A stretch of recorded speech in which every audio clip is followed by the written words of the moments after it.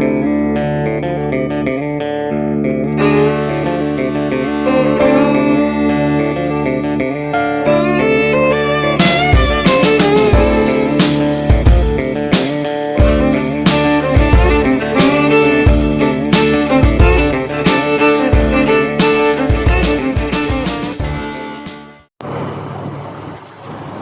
guys, welcome back to Deep South Bayou Diesel. This is just an update video.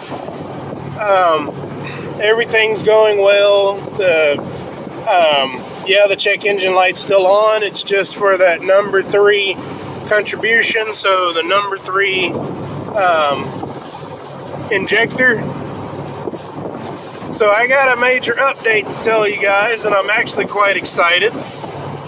So tomorrow's Friday, but not this Friday, next Friday. We're actually supposed to be off, but my supervisor told me that we're going to be working that Friday. That means that's straight overtime hours. So that's 9 hours of overtime. And to top it off, we're going in at 2:30 in the morning. That way we're leaving at or before lunch. So I'm super excited because all of that overtime is going to go ahead and allow me to get the injectors. So what's keeping me from getting the injectors so soon? You know, getting it sooner rather than later, or getting it later rather than sooner is what I meant to say. So you've got your standpipe and dummy plugs.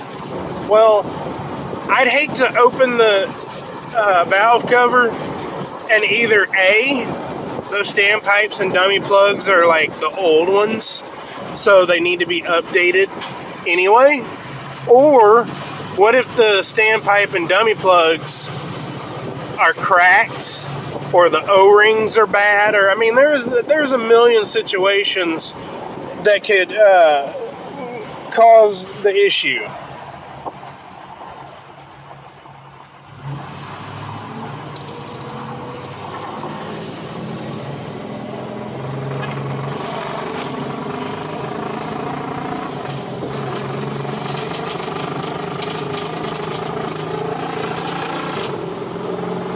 So anyway, basically,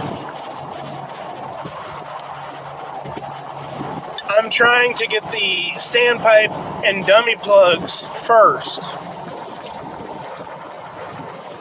And then I'm going to buy the injector.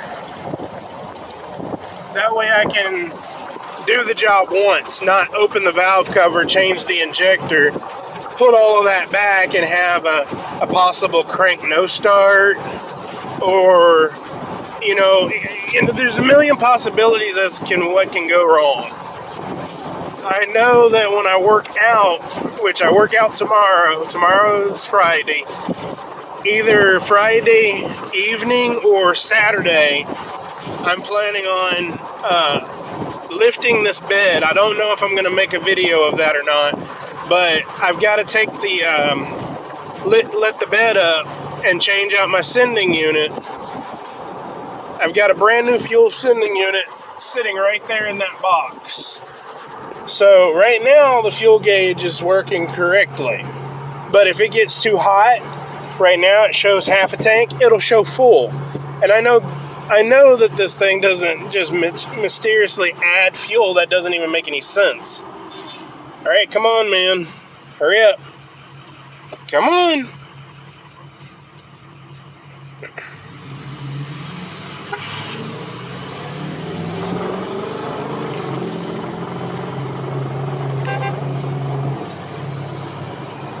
Anyway,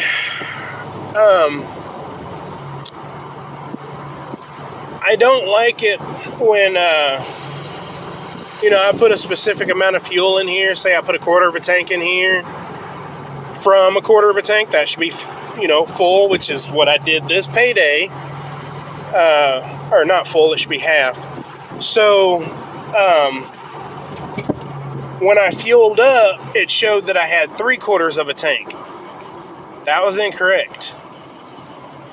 So, not just it getting hot and showing the wrong fuel amount, but also fueling up when it agitates that float and makes it change positions.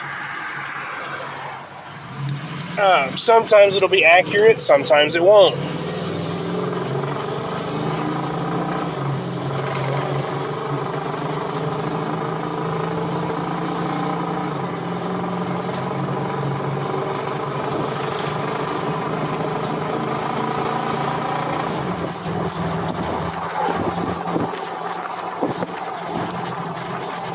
Anyway, so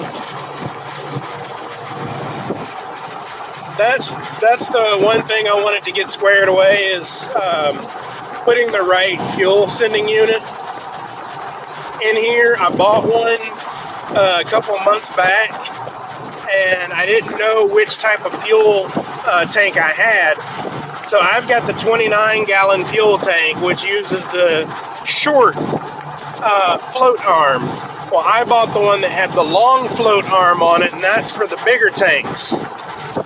So I've got the right one, and I've got bed bolts, because since day one of having this, someone started to take the bed bolts off, either to take the bed up for some unknown reason, or because they had like a fifth wheel plate, because it's the 4 in the center that they had removed. So once I get that changed out and put the bed bolts back in here, I'm planning on going to Atwood's and getting me a horse stall mat. I have one in my 7.3. I actually had one in my F-150. So it just adds comfort when you step into the back of the truck. And if you step wrong and you fall down, trust me, if you step wrong and you fall down and you slam your knee into a horse stall mat, which is like a 1/2 inch to a 1 inch solid thick rubber mat, you're going to be so much happier than if you were to slam your knee into solid metal. And I'm getting older. I'm not a young kid anymore. I don't bounce back as quickly when I hurt myself. So, those are considerations I have to think of. Plus, whenever I put my son in the bed of the truck, whenever we go fishing, if we go to an area where there's alligators, I don't let him fish on the ground. I put him in the bed of the truck. That way he's as safe as possible. And, if he were to run, because sometimes he'll run around, having fun. If he were to fall, I'd rather him fall on that solid rubber mats than to fall on that metal.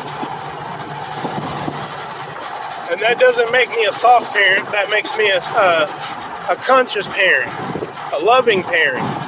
Now, I'm not saying that our parents from back in the day when we used to, get hurt and they said walk it off, that didn't make them horrible parents. It was just a different time back then. Things were different. But anyway, so that's the major update is, I'm going to be having all that overtime, so that would definitely speed up things so I can go ahead and get my injector. I just need one injector, and then the dummy plug and standpipe that goes on the passenger side. So I know it's going to be a whole lot of fun getting that valve cover off on the passenger side. Not really, but at least I have all the tools necessary, especially torque wrenches, because when you put all that stuff back, like the oil manifold, I think that's like 12 foot-pounds of torque. So, I've got a torque wrench. I've got multiple torque wrenches. I was honking at people I know. Anyway, but yeah, certain things have to be torqued. and you can't just do it by feel, and that's one of them. Or you'll be either doing the job again or doing a more expensive job, and it's just not worth it. Do the job, do it once. It's kind of like back in the day how our fathers told us, measure twice, cut once. I'd much rather measure twice than cut once than to measure once and then have to cut a whole bunch of times. But anyway, I'm not going to let this be a long, drawn-out video. It's starting to rain, so I got to get off of here anyway and pay attention. As always, guys, there's more to come. Thanks for watching. Later, Gators.